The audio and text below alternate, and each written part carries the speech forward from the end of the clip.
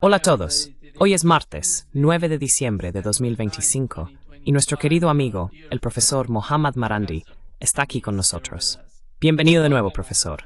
Gracias, Nima Al-Khorshid. Thank you, Nima. Thank you Agradecimiento for mais. inviting me. Let me start, Professor Marandi, with Permítame empezar, profesor Marandi, con lo que está ocurriendo en el caso de Irán y el OIEA. ¿Qué está pasando en cuanto a la forma en que Egipto intenta mediar entre Irán y el OIEA? ¿Y cuál es la posición actual del gobierno iraní? I wouldn't take a lot of the online. No me tomaría en serio gran parte de los comentarios en línea. Cada vez que alguien habla con otra persona o hace una declaración, la gente empieza a especular. No creo que haya cambiado nada importante. Los iraníes han dejado clara su posición, y hasta que no vean un cambio en la forma en que se comportan Estados Unidos y el Organismo Internacional de Energía Atómica, no van a permitir el acceso a los sitios, el de Fordo, el de Isfahan. En general, en Upayaitsin Sep per Small Sinais in Joya, no le Twinsainins befrapath. They will not give that access. They will probably continue giving access for the time being. Probablemente seguirán dando acceso por el momento al reactor de Teherán, que produce isótopos médicos para pacientes con cáncer, y al reactor nuclear de Bushehr, que fue construido principalmente por los rusos. Los rusos tienen la obligación de permitir el acceso del Organismo Internacional de Energía Atómica. Así que en estos casos, probablemente seguirán permitiendo el acceso. Pero en lo que respecta a Natanz, Fordo e Isfahan, no creo que haya ningún cambio pronto. ¿O no to you? I can't hear you. Yeah, we've heard from the Israeli media. Hemos oído en los medios israelíes que han intentado enviar un mensaje a los iraníes diciendo que no van a atacar a Irán. Pero no parece que Irán vaya a creer nada de lo que diga Israel. Parece que han enviado sus mensajes por múltiples canales. ¿Cuál es la comprensión actual por parte del gobierno iraní? ¿Cómo ven la situación en Oriente Medio? La visión más amplia. ¿La consideran una amenaza?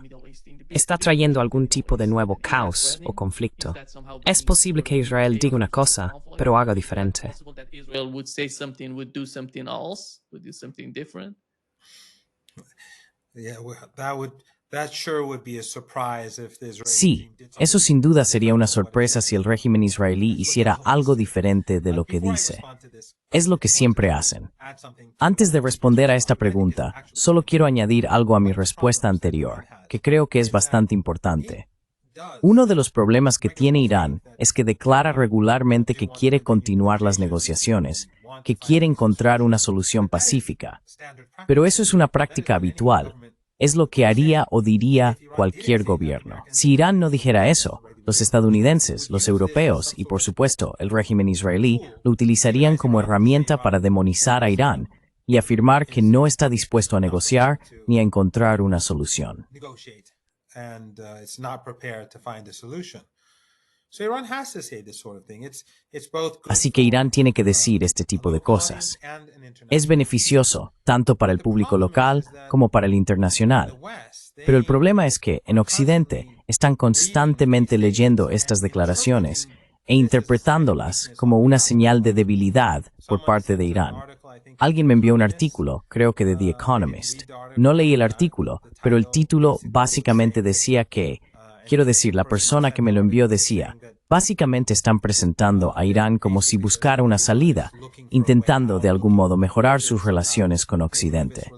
Esa es mi interpretación. And depicting Iran, from my understanding, I didn't read the article, as I said, but from my understanding, No leí el artículo, como dije, pero según tengo entendido, lo presentaba a Irán como débil, vulnerable e inseguro. Eso no es cierto. No es cierto en absoluto. Creo que los iraníes son hoy mucho más decididos respecto al camino a seguir de lo que lo han sido nunca antes, al menos en las últimas 3 décadas. Han tomado la decisión de mejorar, fortalecer y ampliar sus lazos con China, con Rusia, con los países del BRICS, con los países de la Organización de Cooperación de Shanghái, con los países vecinos y con los países de Asia Central. with neighboring countries, Central Asian countries, and basically they have Y básicamente, tienen muy poca fe en que Occidente se tome en serio resolver sus problemas con Irán. Esto creo queda bastante claro cuando se observa cómo Irán, el gobierno y el Estado están llevando a cabo sus políticas. Es evidente. Y creo que esto beneficiará a Irán a medio y largo plazo. En 2 o 3 años, creo que los iraníes de a pie verán los beneficios de esta política. Así que, este tipo de enfoque de esperar y ver que existía en el pasado entre algunos funcionarios iraníes ha desaparecido. Estas son interpretaciones erróneas en Occidente. Básicamente, eso es lo que quería decir, que cuando los iraníes hablan de una solución negociada, no significa que quieran apaciguar a Estados Unidos. No significa que vayan a hacer nuevas concesiones a la OTAN, ni a nadie más. to NATO or anyone else. With regards to the Israeli regime, I don't think anything in Tehran. Con respecto al régimen israelí, no creo que nada haya cambiado en Teherán. No hay confianza, obviamente, en lo que se refiere a cualquier cosa que venga de Occidente, ya sea de la OTAN, de Norteamérica, de Europa o de nuestra región.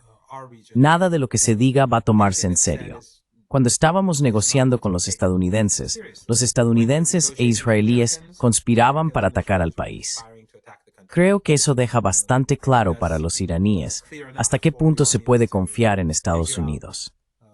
Cuando los europeos pidieron a Irán que negociara un acuerdo con el Organismo Internacional de Energía Atómica y prometieron resolver las diferencias si lo hacía, los iraníes, sabiendo que los europeos mentían y que los estadounidenses no les iban a dar autoridad para hacer nada, lo firmaron de todos modos solo para demostrar un punto. They signed it anyway just to prove a point. So, when the Israeli regime Así que cuando el régimen israelí dice a terceros que no está interesado en atacar a Irán o que no quiere atacarlo, eso no va a cambiar los cálculos de Irán. Irán se está preparando para la guerra, y la mejor manera de evitarla es estar preparado para ella. Las capacidades de Irán se están reforzando.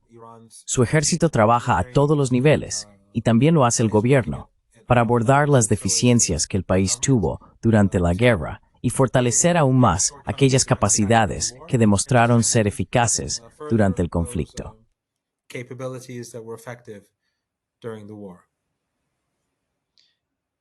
¿Significa eso cooperación con Rusia y China? Sí, sin duda, sin duda. La cooperación de Irán con Rusia y China no es, como sabes, solo militar. Lleva tiempo en marcha, especialmente con los rusos, desde hace bastante. Según Occidente, nosotros les hemos estado proporcionando drones y capacidades, y ellos nos han estado proporcionando capacidades armamentísticas. Eso, evidentemente, continuará. La relación entre Irán y Rusia es mejor que nunca. En cuanto a China, la relación, según tengo entendido, era más económica y se ha fortalecido. Pero también ahora, según tengo entendido, no tengo acceso a información secreta, la cooperación militar de Irán con China también está creciendo. Pero no se trata solo de Rusia y China.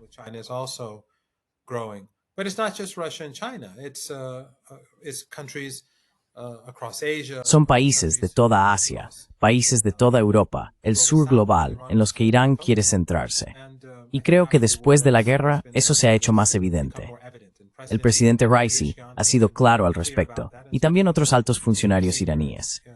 Por supuesto, debemos tener en cuenta que mientras Netanyahu siga en el poder, y mientras se sienta amenazado por el poder judicial y por la situación en la Palestina ocupada, no por ningún genocidio, sino por la corrupción que ha cometido entre ladrones. Siempre hay un cierto grado de corrupción, supongo, que se considera aceptable, y probablemente él lo ha sobrepasado con creces. Mientras siga en el poder y se sienta amenazado por el poder judicial, es particularmente peligroso.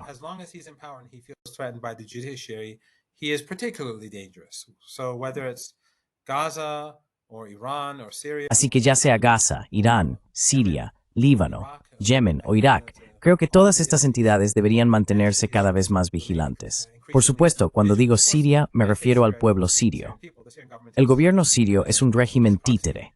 Vimos a Jolani reunirse con Trump, lo vimos jugar al baloncesto con el jefe del CENTCOM y lo vimos en una especie de idilio con el general Petraeus. excepto por las personas más sectarias e ingenuas que aún creen que esto es algún tipo de revolución, una revolución autóctona, o que estar en la cama con la CIA y el Mossad en Siria es algo bueno. Todos los demás ya han comprendido lo que está ocurriendo. Except for that group of people, everyone else has already figured out what's going on. Professor Marandi, we had this summit in Doha. Profesor Marandi, tuvimos esta cumbre en Doha, con todos estos países reuniéndose para dialogar entre sí. ¿Cómo ve la posición de los Estados árabes hasta ahora, tras lo que ha ocurrido y lo que está ocurriendo con el caso de genocidio en Gaza y Cisjordania, y la guerra contra el Líbano? ¿Cree que los árabes están cambiando de alguna manera, comprendiendo la realidad de Oriente Medio? Porque, como sabe, escuchamos a Turki al-Faisal, el ex jefe de inteligencia saudí, decir que el enemigo, la amenaza para la estabilidad de Oriente Medio, es Israel, no Irán. Sabemos que antes no era así. La propaganda anterior al 7 de octubre se centraba en atacar a Irán y su política exterior, presentando a Irán como el peor enemigo de todos estos países de Oriente Medio. En este momento, el tono está cambiando. ¿Cómo cree que eso se reflejará en las políticas exteriores de estos estados árabes?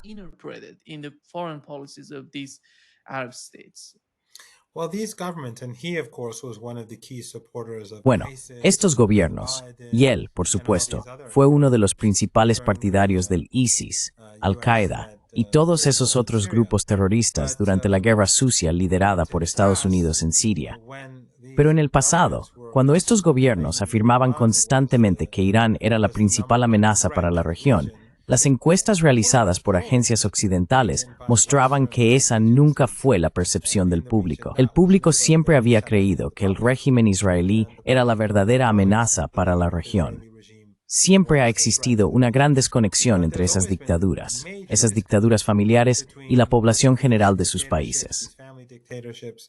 And the general public in their countries. Today, does anyone really believe that there... Hoy en día, ¿alguien cree realmente que existe un solo país donde la población apoye las políticas de su gobierno hacia Israel, el régimen israelí en Asia Occidental, salvo Yemen o Irán? ¿La gente realmente piensa eso? La gente en Turquía se siente feliz de que su gobierno mantenga comercio, negocios y lazos económicos y políticos con ese régimen. ¿De verdad creen que los saudíes o los emiratíes están contentos con cualquier tipo de relación, con tener una embajada en los Emiratos Árabes Unidos, o en Bahrein, o en Jordania, Egipto o Marruecos? In Jordan or in Egypt or in Morocco. No, none of the populations in these countries are happy with these policies. No, ninguna de las poblaciones de estos países está contenta con estas políticas. Y de hecho, esto es algo de lo que las élites gobernantes deberían tener miedo. Probablemente lo tengan. Si no lo tienen, deberían, porque esta insatisfacción puede acabar provocando una gran crisis. Lo vimos durante la llamada Primavera Árabe, o el despertar. Todo parecía tranquilo. Todo parecía en silencio, y de repente un joven se prendió fuego en Túnez por un agravio local. Dwems evdenkt alle words, nafrig boever hak sirin thinkt, porque es towards rates can nens. It was because people were so dissatisfied. Today things are much worse, and after well over 2 Hoy las cosas están mucho peor. Después de más de 2 años de genocidio y con niños que siguen siendo asesinados cada día en Palestina, la situación ahora es mucho peor. Pero estos gobiernos sí sienten que las cosas son mucho más peligrosas para ellos. Tras el ataque aéreo a Qatar, que sin duda se llevó a cabo con conocimiento de Estados Unidos, sin ninguna duda, no hay ninguna posibilidad de que simplemente fueran y atacaran por su cuenta. Eso en wives will brisonist. That would be a very dangerous thing to do, and it could have, if they. Y podría haber ocurrido, ya sabes, si hubieran ido en secreto sin el conocimiento de los estadounidenses podrían haberlos atacado o lanzado misiles contra ellos, o viceversa. Así que no hay duda de que esto se hizo en coordinación. Después de eso, creo que los países árabes se han sentido mucho más vulnerables. De hecho, hace poco hablaba con un saudí cercano al Estado y le dije, lo único que os protege ahora mismo del régimen israelí es la resistencia y el eje de la resistencia. Y en Arabia Saudí en particular, Hamas y la Yihad Islámica Palestina tienen una importancia especial debido a la geografía de Palestina. of Palestine. Because Saudi Arabia is simply incapable of defending itself. Porque Arabia Saudí es simplemente incapaz de defenderse por sí misma. Ninguno de estos países de la región del Golfo Pérsico, ya sean los Emiratos, Arabia Saudí, Bahrein, Kuwait o Qatar, tiene la capacidad de luchar o defender su territorio. Así que, si el régimen israelí llevara a cabo ataques aéreos contra estos países, serían completamente vulnerables. Por supuesto que están preocupados, pero el problema es que están tan profundamente ligados a Occidente que tienen pocas opciones. Se han dejado a sí mismos con muy pocas opciones. No van a separarse de Estados Unidos y tampoco van a inclinarse hacia China, Rusia o Irán. Perdón por eso. Sí, estás en silencio. Yes. You're muted. Professor Marandi, with the case of Profesor Marandi, con el caso de Israel y la forma en que los estados árabes ven a Israel, creo que el ataque a Doha ha cambiado mucho sus cálculos. Siguen en pánico.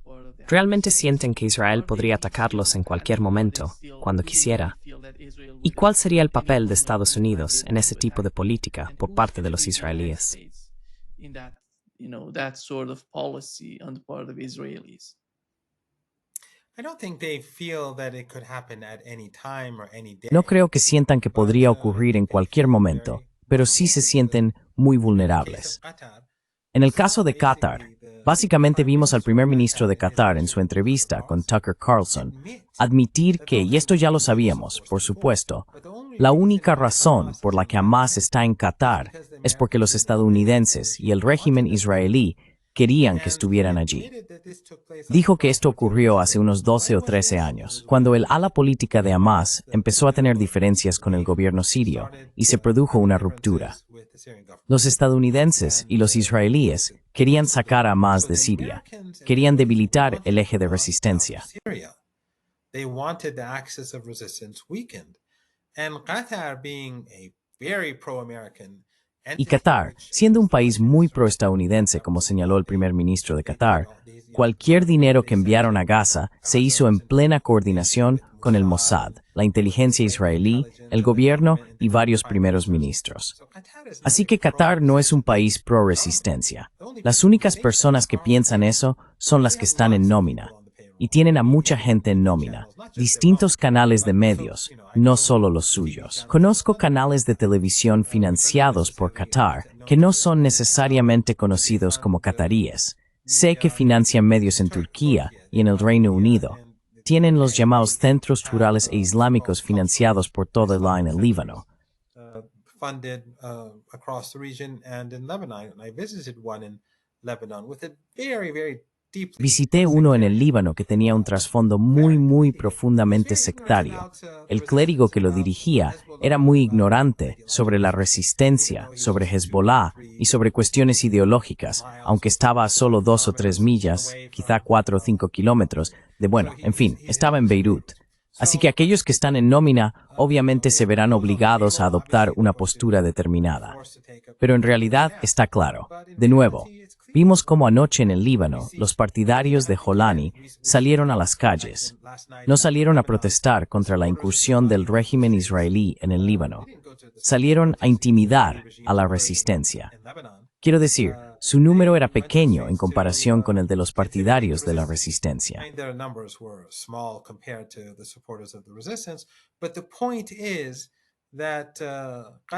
Pero el punto es que Qatar, Erdogan, el régimen en Siria y otros regímenes regionales no son pro-resistencia. Y Qatar en particular, creo que, no teme ningún ataque inminente, pero sí quiere que los estadounidenses comunes reconozcan que miren, estamos muy de vuestro lado. Esta es su respuesta a las amenazas. Y creo que lo mismo ocurre con los demás países de la región del Golfo Pérsico que están en el campo estadounidense.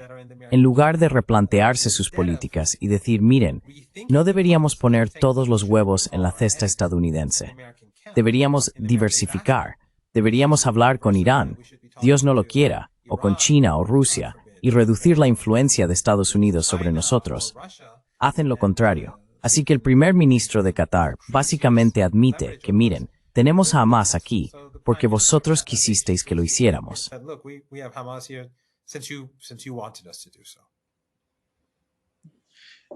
Professor, Profesor, ¿cómo ve usted a Rusia y China en Oriente Medio? ¿Cree que pueden aportar algún tipo de equilibrio al poder estadounidense en la región? to the American power in the Middle East. Russia doesn't have that sort of capability. It has Rusia hands no full in tiene ese Ukraine. tipo de capacidad. Um, De todos China modos, is ya tiene las manos ocupadas en growing Ucrania. power. China es obviamente una potencia en crecimiento, pero no creo que China tenga realmente el tipo de... Bueno, ya sabes, Occidente tiene cientos de años de experiencia en hegemonía global, en colonización y neocolonialismo. Tienen líderes muy influyentes en todo el mundo, y no me refiero solo a presidentes, primeros ministros, reyes o déspotas, sino a las élites de todas partes. Ha sido una tradición para ellos ir a Estados Unidos o a Europa para formarse. Envían a sus familias, a grandes empresarios. Muchos de estos, ya sabes, programas de USAID, muchas de estas becas de diferentes fundaciones, cuando dicen, dimos, digamos, $10 millones en becas en esta región de África, o de América Latina, o de Asia, de eso están hablando. Region of Africa or Latin America or Asia, they're not choosing ordinary people. No están eligiendo a personas corrientes para que vayan a Estados Unidos a obtener una mejor educación. Básicamente, están dando esas oportunidades a las familias de las élites, a personas que gobernarán y que estarán bajo su control en los años y décadas venideros. Así que Occidente ha estado bien establecido en todo el mundo durante mucho tiempo, siendo Estados Unidos hoy, por supuesto, la potencia hegemónica dominante. China no tiene esa experiencia, para bien o para mal. No tiene por qué ser algo sospechoso o siniestro, pero en general, China no cuenta con esa presencia a largo plazo en todo el mundo que le permita actuar de una manera que la haga más influyente o que le otorgue el tipo de influencia del que estás hablando. It could have the sort of influence that you're talking about. So Russia, but the thing is that a lot of these countries in the Persian Gulf. Pero la cuestión es que muchos de estos países de la región del Golfo Pérsico están ligados a Occidente. Incluso ahora, cuando quieren comprar nuevas armas para protegerse del régimen israelí, ¿qué armas compran? Van y compran armas estadounidenses. Pero, al final, los propios estadounidenses saben mejor que nadie cómo contrarrestar sus propias armas. Así que no se están haciendo ningún favor. Básicamente, están dando sobornos a los estadounidenses y comisiones a saber quién. Pero dado que tienen riqueza, si quisieran construir puentes más sólidos entre ellos y Moscú, Teherán o Pekín, podrían hacerlo. Podrían crearse poder de negociación. Pero no creo que ninguno de ellos llegue a contemplar seriamente algo así. Yeah. The case of Gaza, Professor Marandi, the first step. El caso de Gaza, profesor Marandi. El primer paso no se implementó en su totalidad, pero ya están hablando de la segunda y la tercera fases. Netanyahu dijo que el segundo paso sería el desarme y el tercero, la desradicalización de Gaza. ¿Cree usted que está proponiendo algo imposible con el fin de sabotear todo el proceso? Sabemos que esas llamadas conversaciones de paz no son sinceras por parte de Estados Unidos ni de su presidente. Pero, después de todo, ¿cómo ve usted el comportamiento del gobierno israelí?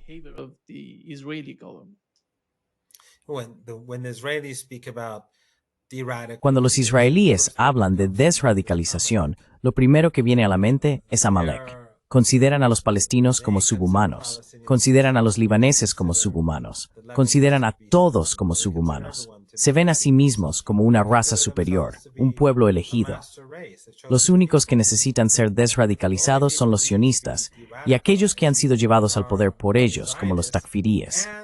Es decir, estos grupos que las agencias de inteligencia occidentales han apoyado, como ISIS, Al-Qaeda, Boko Haram y todos los demás, han sido financiados por Occidente o por sus representantes, como Qatar y otros regímenes ricos en petróleo y gas.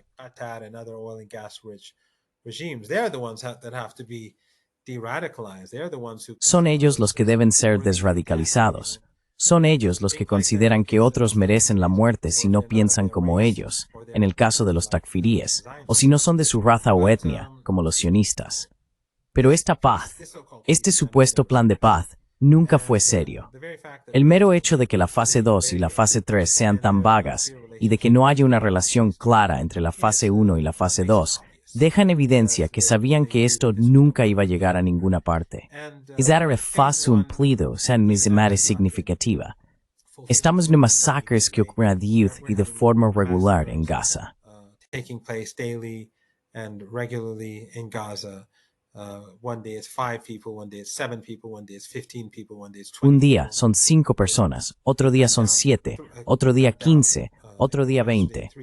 Ayer, creo, mataron a tiros a una niña de 3 años que jugaba fuera de su tienda. Pero ya sabes, esto no es algo que le importe a Occidente.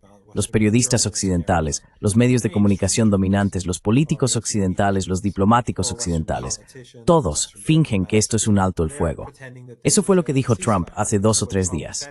Tenemos paz. No es paz. Pero como las vidas palestinas, ya sabes, no significan nada para ellos. No importa. Y ya sabes, los sionistas y sus aliados los consideran Amalek. Así que para la BBC son Amalek.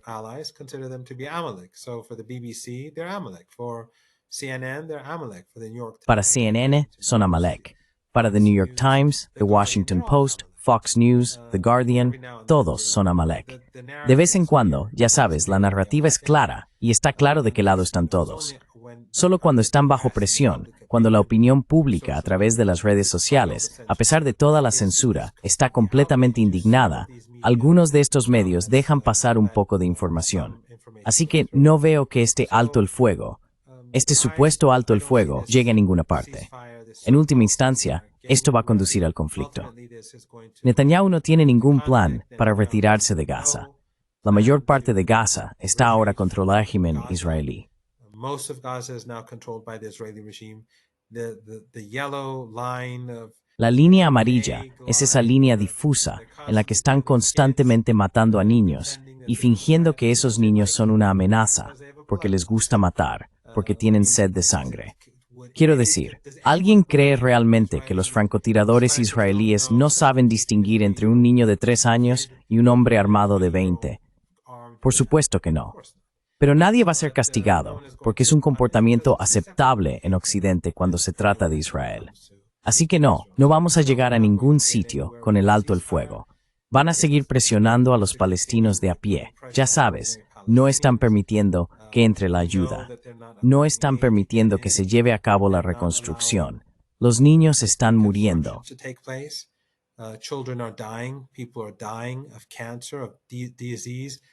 La gente está muriendo de cáncer, de enfermedades, de las heridas que sufrieron durante el genocidio, que sigue en curso. Pero no se les permite ir a los hospitales y no se permite la entrada de suministros. Así que esta es una situación horrenda que continuará hasta que finalmente colapse. Obviamente, Hamás y la Yihad Islámica se están preparando para la siguiente fase, y también lo está el régimen israelí, que recibe enormes cantidades de ayuda de Occidente. Cuando el canciller alemán fue a Palestina el otro día, fue mientras estaba en Israel, cuando una niña de 3 años fue abatida a tiros. Pero no dijo nada al respecto. No le importa.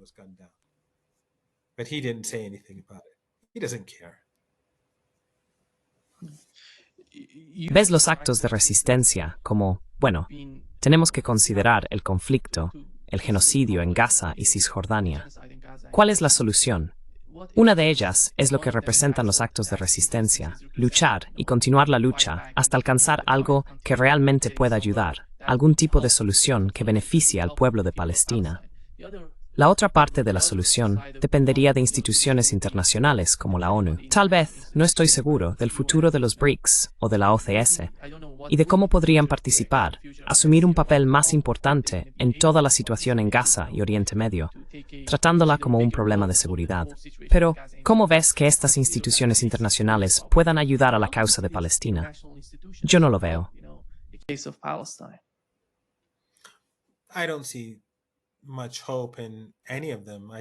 No veo mucha esperanza en ninguno de ellos. No creo que nunca haya habido mucha esperanza en ninguno de ellos. La institución más importante es la ONU, y la ONU no ha hecho nada para detener el genocidio desde hace más de 2 años. Muchos, ya sabes, los británicos, los franceses, los alemanes, los estadounidenses, 3 de ellos miembros permanentes del Consejo de Seguridad de la ONU, han apoyado el genocidio del régimen israelí y la matanza diaria de mujeres y niños. Así que, cuando no hay esperanza de ningún cambio en la ONU, ¿qué otras instituciones internacionales pueden lograr un cambio?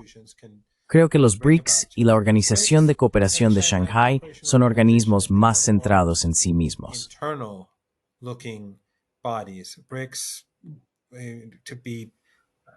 BRICS, para simplificar, quiere poder eludir las instituciones financieras que no controla, para poder hacer negocios y comerciar sin terceros, es decir, sin que Estados Unidos y sus aliados obstaculicen su comercio y su crecimiento en el sur global, sin que Occidente pueda aplastarlo. La Organización de Cooperación de Shanghái fue inicialmente más una organización de seguridad, porque Occidente estaba creando a ISIS y Al-Qaeda en Siria, Irak y otros lugares, en países de la OTAN como Turquía y Vladimir Erdogan. Él se inspirando en estos grupos terroristas.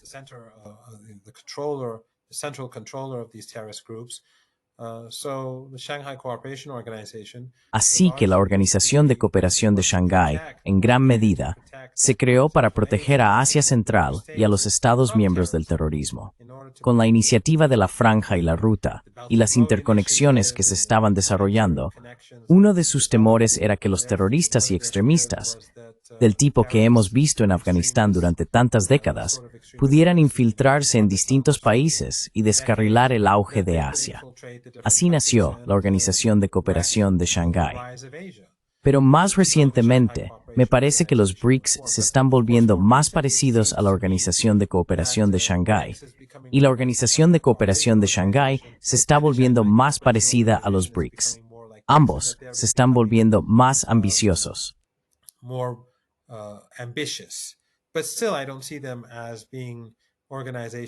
Aún así, no los veo como organizaciones que vayan a enfrentarse a la violencia en curso, una violencia a nivel de holocausto. Si el régimen israelí ataca al Líbano mañana, no será la ONU ni ningún organismo internacional quien haga algo. Lo importante, sin embargo, es el poder del pueblo. Es la resistencia misma en Líbano, en Palestina, en Yemen, en Irak y, al parecer, la creciente resistencia en Siria, que no está bajo el control de Jolani.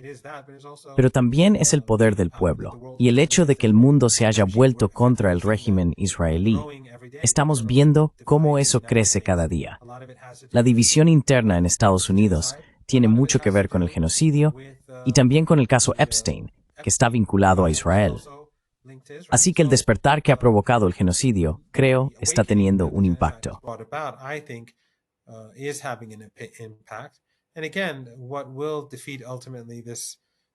Y de nuevo, lo que en última instancia derrotará este proyecto sionista no será un ejército que algún día invada el territorio, sino el peso de la historia, el peso de no ser aceptado internacionalmente, de estar marginado, despreciado en todo el mundo, y los problemas económicos, políticos y sociales que surgen de ello. Esos serán, en definitiva, los que conduzcan a la derrota del régimen israelí. Y posiblemente, o probablemente, creo que veremos cambios en nuestra región, en Siria, en otros países y en Turquía. Creo que mucha gente es consciente de que sus gobiernos en realidad están ayudando a Netanyahu, que sus gobiernos están aliados con Netanyahu. Y esa insatisfacción, con toda probabilidad, en algún momento evolucionará hacia algo diferente.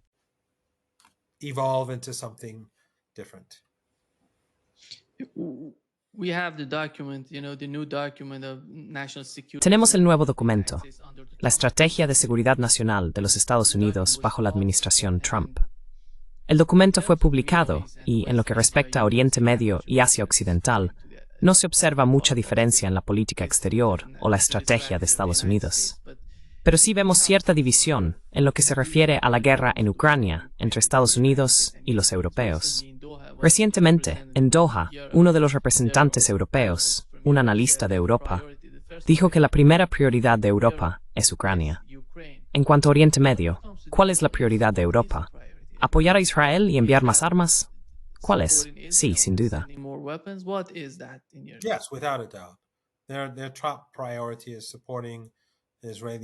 Su máxima prioridad es apoyar al régimen israelí. Y ellos, ya sabes, durante todo el holocausto en Gaza, respaldaron plenamente al régimen. Quiero decir, ni siquiera tienen la voluntad ni la intención de impedir que el régimen participe en un concurso de canciones que es europeo, mientras que Palestina, que yo recuerde, no está en Europa. Así que no, la prioridad de los europeos es la misma que la de Estados Unidos. Aunque Estados Unidos esté, de algún modo, reprimiendo a Europa por el tema de Ucrania, ellos siguen queriendo asociarse con Estados Unidos. Pero lo que me parece importante de todo esto, estás hablando de Eurovisión. You're talking about Eurovision. Estás hablando de Eurovisión, ¿verdad? Sí. Pero lo que pienso es que el documento de seguridad nacional de Estados Unidos que se publicó no debería tomarse demasiado en serio, porque no es más que un trozo de papel. Lo único que le da sentido es un cambio real en la política estadounidense. En realidad, es una admisión del declive de Estados Unidos, porque tras la caída de la Unión Soviética, Wolfowitz y otros estaban muy interesados en asegurarse de que Estados Unidos fuera el hegemón mundial y siguiera siéndolo. Pero este documento, creo, reconoce que eso ya no es posible. No es que el régimen político en Washington no quiera el control total, es que ya no puede tenerlo. Es una especie de repliegue, como decir, las Américas son nuestras. Y ya sabes, su tono respecto a Rusia ha cambiado. Su tono respecto a China incluso ha cambiado. The man's will grow is much ballad. The animosity towards the EU is more open, but I think at the end of the day, the only thing that is Pero important creo is que al final del día, lo único que realmente importa es un cambio de política sobre el terreno. Estados Unidos tiene, ¿qué? 900, casi 900 bases militares en todo el mundo. Si África, si Asia Occidental, o el Oriente Medio, como lo llaman, si estas zonas, o incluso partes de América Latina, bueno, no América Latina, pero si África, Asia Oriental, Asia Occidental y Asia Central dejan de ser una prioridad, entonces, en los próximos meses, se verá un cambio en la política estadounidense. Una retirada de tropas de las bases, el cierre de cientos de bases que le cuestan a Estados Unidos cientos de miles de millones de dólares al año. Pero no creo que eso vaya a suceder. Así que no creo que vaya a haber ningún cambio significativo como resultado de esto. Sin embargo, el cambio llegará, porque sí creo que Estados Unidos y el mundo se dirigen hacia una gran crisis económica. Y cuando esa crisis estalle, los países seguirán World Sector. Nima. You're muted again, Nima. Sorry. Professor Marandi, Lebanon. Lo siento. Profesor Marandi, el Líbano sigue siendo uno de los principales objetivos del gobierno israelí. A pesar del llamado alto el fuego, están atacando la parte sur del Líbano. Y usted ha mencionado que en el Líbano hay personas que protestan a favor del régimen, el régimen del HDS en Siria. ¿Cuál es la posición de Hezbollah en el Líbano hoy en día? Y recuerde que la semana pasada hablamos de una reunión en el sur del Líbano.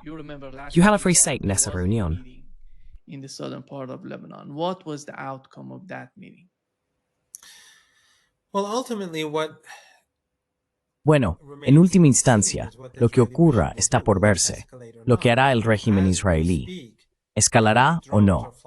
Mientras hablamos, drones israelíes sobrevuelan el Líbano y la gente en Beirut escucha constantemente el sonido de los drones. Pero los gobiernos occidentales no harán nada al respecto, a pesar de que son los garantes del alto el fuego. Cuando los israelíes bombardean el Líbano, como hicieron anoche cerca de Creo, Nabatie, no hay condena por parte de Occidente. No hay reacción. Es una indiferencia total. Los medios occidentales no dicen nada porque todos están en el mismo bando.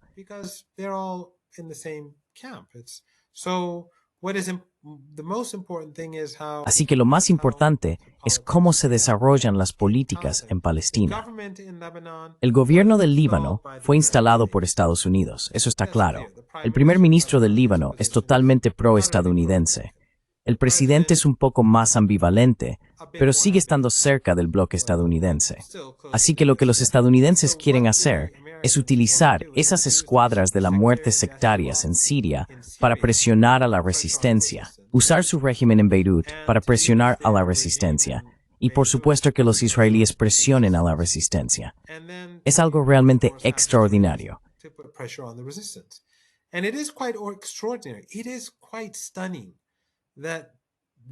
Es realmente asombroso que las mismas personas sectarias que han estado apoyando, junto con la CIA y el Mossad, a los escuadrones de la muerte en Siria, que celebraron cuando llegaron al poder y volvieron a celebrar en el aniversario de su llegada al poder, no vean la ironía de su posición.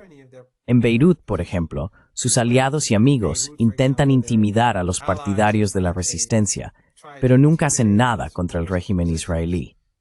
Y eso, creo, demuestra hasta qué punto algunas de estas personas están profundamente corrompidas. Pero en gran medida se debe a que tienen que comportarse, al menos sus líderes, de una manera que complazca a sus financiadores.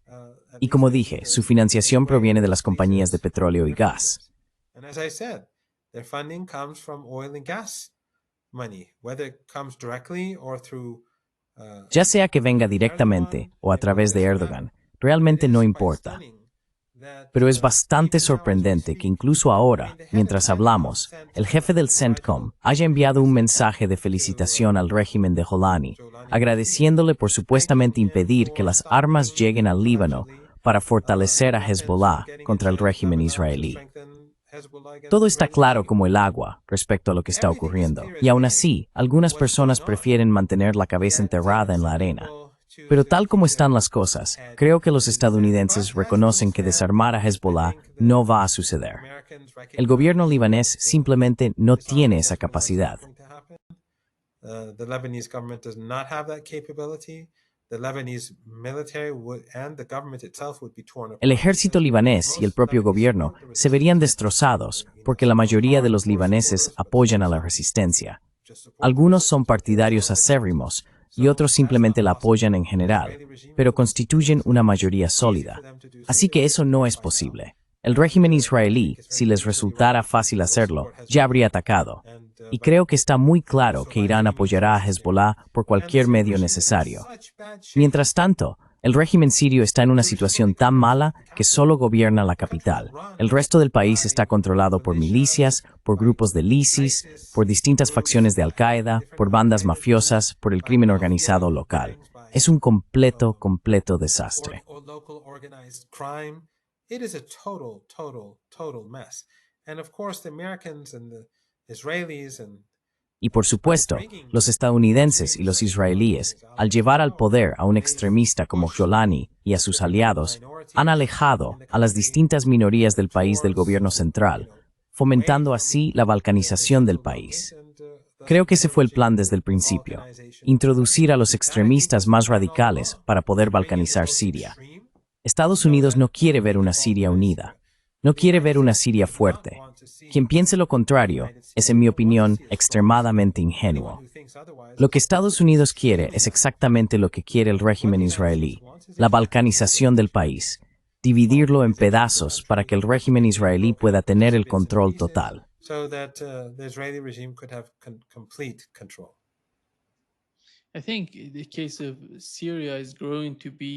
Creo que el caso de Siria se está convirtiendo en uno de los mayores quebraderos de cabeza para Turquía.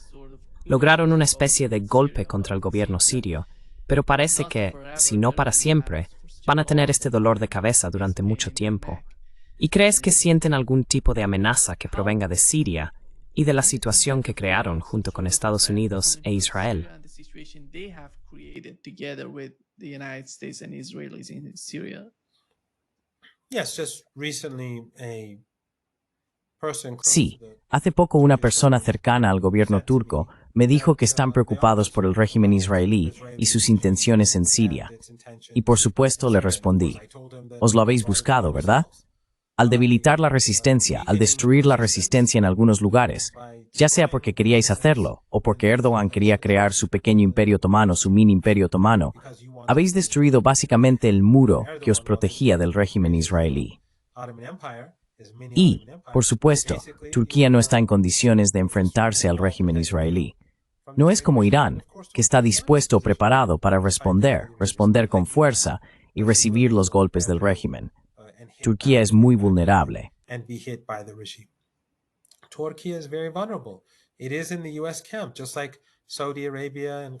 Está en el campo de Estados Unidos, igual que Arabia Saudí, Qatar y los Emiratos. Aunque estos países puedan no llevarse bien entre sí, todos están en el campo estadounidense. Así que está ligado a Estados Unidos. Estados Unidos tiene una enorme influencia en el país. Tienen bases allí. Sus instituciones financieras ejercen un gran control. Una vez más, ya he dado este ejemplo a tu audiencia antes. Cuando aquel pastor fue arrestado en Turquía, porque el gobierno afirmaba que estaba implicado en el golpe, fue condenado. Pero luego Trump amenazó a Turquía, y de inmediato Erdogan cedió y lo entregó. Eso no es un Estado fuerte, es un Estado débil. Solo es fuerte cuando Estados Unidos está detrás, apoyándolo y derribando países como Siria.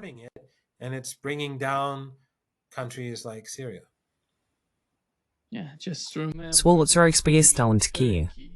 Y como Rusia Iran i mat stort storkage, i Turkey simplemente la jul spolda istat. Well, again, that's Erdogan. I mean, Turkey is Bueno, de nuevo, ese es Erdogan. Quiero decir, Turquía es un país donde la inmensa mayoría de la gente apoya al pueblo palestino. Vimos enormes manifestaciones en apoyo de la causa palestina. Pero el gobierno no hizo nada, siguió con los negocios como siempre, enviando petróleo a Netanyahu para que continuara su genocidio. El pueblo de Turquía es todo lo contrario. Lo mismo ocurre con Qatar, cuando Arabia Saudí y los Emiratos se volvieron en su contra y quisieron derrocar al régimen allí, acudieron a Irán de rodillas. Pero más tarde, cuando los problemas se resolvieron, el régimen de Qatar volvió a apuñalar a Irán por la espalda.